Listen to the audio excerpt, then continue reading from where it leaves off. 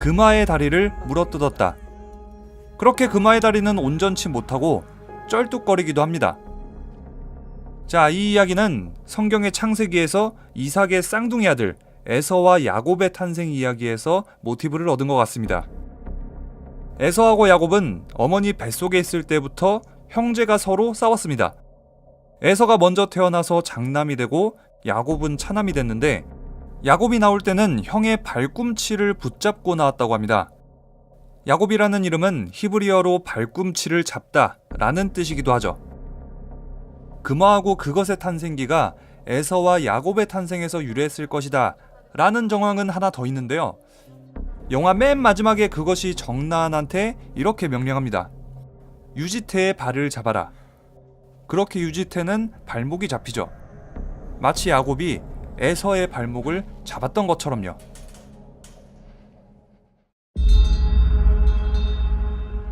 다음은 코끼리와 관련된 한 일화입니다. 인도의 한 왕비가 부처를 낳기 전 커다랗고 하얀 코끼리가 몸속으로 들어오는 꿈을 꾸었다. 왕과 왕비는 예언가를 모시고 해몽을 부탁했다. 예언가는 왕자를 낳는 꿈이라고 전하며 덧붙였다. 이 아이가 왕이 된다면 다신 없을 성군이 될 것이요, 수행자가 된다면 온 세상에 깨달음을 전하는 위대한 선지자가 될 것입니다. 그리하여 부처가 태어났다. 영화 사바에서는 한 마리의 거대한 코끼리가 등장하는데요. 이 코끼리는 바로 부처를 상징합니다. 김재석이 코끼리를 쏴 죽였다는 것은 불법을 버렸다, 악으로 돌아섰다 라고 해석할 수도 있겠죠. 그냥 평범한 사람이 집에서 코끼리를 키웁니까? 자, 또 한 가지. 옛 인도에서 승려들이 왕한테 코끼리를 선물하던 일화를 설명합니다. 코끼리 눈을 보고 공포를 느낀다면 마음이 약하다는 증거니까 매일 들여다봐라. 그러고는 김재석이 코끼리하고 나한을 총으로 쏘고 나서 나한한테 말합니다. 너는 왜 코끼리 눈이 두렵지 않은 거지? 즉, 자신은 코끼리 눈이 두렵고 마음이 악해졌다 라고 빼박을 날려준 거죠.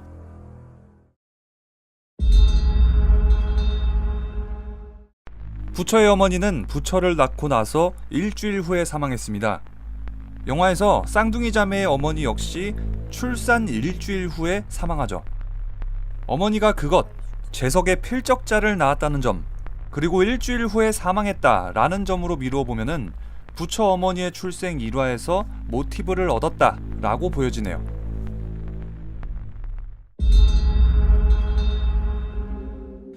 자, 영화의 도입부에서 무속인들이 나오죠. 신명나는 굿한판 벌이기 전에 화면에 무속인들이 나오기도 전에 외제차 2대를 비춰줍니다.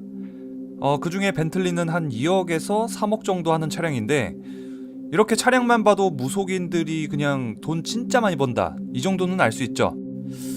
좀 부럽네요.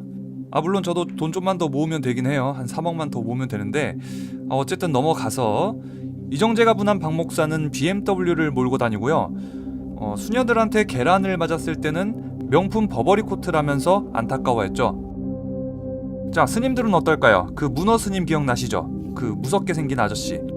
이 문어 스님이 좀 밝힌다, 좀 많이 밝히니까 좀 좋은 걸로 성의 표시 좀 해라 라고 해안 스님이 미리 기뜸합니다.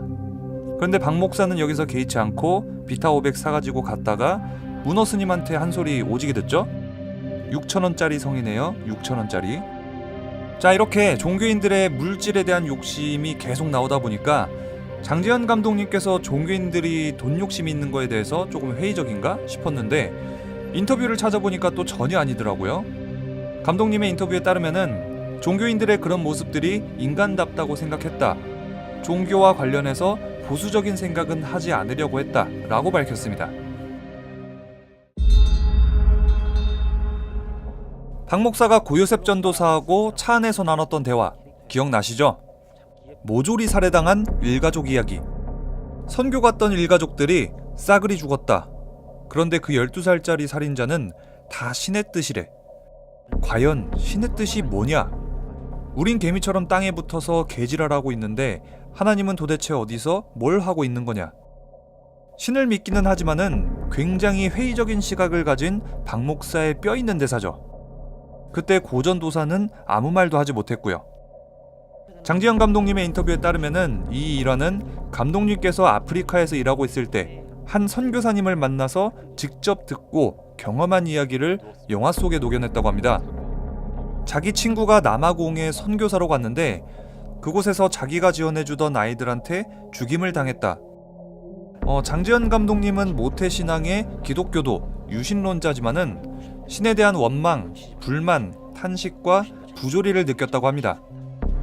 이런 감독님의 자아가 박 목사라는 캐릭터에 많이 반영된 거죠. 박 목사 같이 그렇게 흔들리고 고뇌하고 굉장히 어려워하는 모습들이 우리의 모습이 아닌가 싶기도 하고요. 자, 이번에도 고전도사하고 박 목사의 대화입니다. 박 목사는 성탄절을 즐기는 거리의 사람들을 보면서 아무런 이야기를 꺼냅니다. 동방 박사는 하나님의 아들, 유대인의 왕, 예수의 탄생을 예언했고 이에 헤롯 왕은 비슷한 시기에 태어난 2살 이하의 아기들을 학살했다라는 이야기죠. 장지현 감독님은 이 성경의 이야기를 가지고 불교하고 합친 다음에 한 편의 영화를 만들어내는데 그것이 바로 영화 사바입니다. 동방 박사의 예언은 티벳의 예언가로, 헤롯 왕의 유아 학살은 김재석의 소녀 학살로, 헤롯 왕의 명에 따라서 유아들을 학살하는 병사들은 사천왕으로 변주한 거죠. 장지현 감독은 영화를 통해서 이렇게 묻습니다. 아기 예수의 탄생을 위해서 수백 수천의 아기들이 희생되는 것이 과연 옳은가? 왜 이런 대학살이 벌어지는데도 신은 나타나지 않는 건가? 과연 그것이 신인가?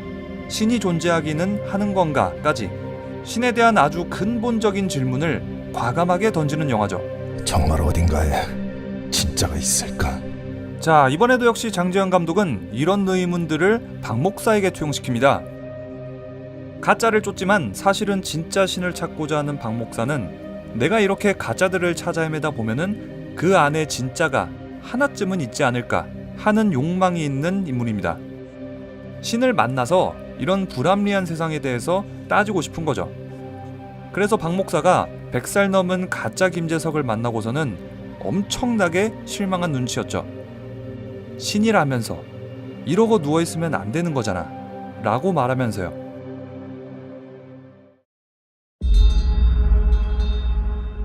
배우 박정민은 정나은을 연기했습니다.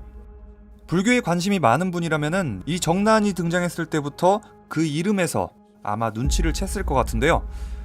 나은이라는 이름은 아라한의 줄임말입니다. 수행 끝에 깨달음을 얻고 더 이상 윤회하지 않는 경지에 도달한 자죠. 영화에서 정나은은 악인 혹은 최종 빌런처럼 묘사되기는 했습니다만 나은이 진실을 알고 나서 행동에 변화가 생긴다는 점, 나은의 이름 아라한에서 예상해 볼 수 있었겠죠? 박정민 씨가 있는 사바하고 없는 사바하고는 영화의 색깔이 많이 다른 것 같아요. 육손은 종교마다 다른 해석을 내놓곤 하는데요. 일단 불교에서는 육손을 성스럽게 봅니다. 그리고 불교에서 숫자 6은 완결을 뜻하죠. 감독님의 인터뷰에 따르면은 그것과 유지태 두 명 모두에게 육손을 부여한 이유로는 두 인물 간의 연결고리를 만들고 싶었기 때문이라고 전했습니다. 불교의 연기설에 따라서 이것이 있으면 저것이 있고, 이것이 태어나면 저것이 태어나고, 이것이 멸하면 저것이 멸한다는 거죠.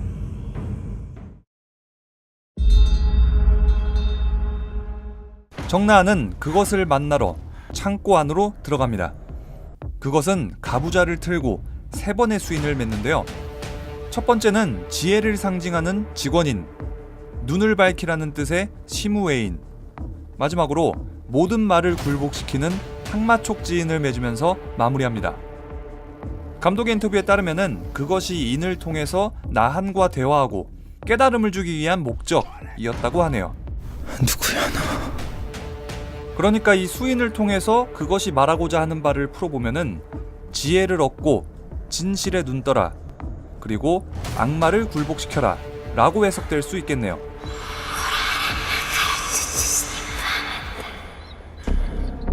영화 사바에는 윤회와 불교, 뱀의 상징, 염소의 상징, 그리고 녹야원과 사슴의 상징도 있습니다.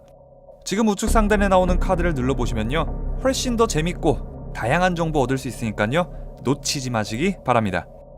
그럼 지금까지 리뷰형이었습니다. 참고로 부엉이는 지혜의 상징입니다. 그래서 제가 이렇게 똑똑한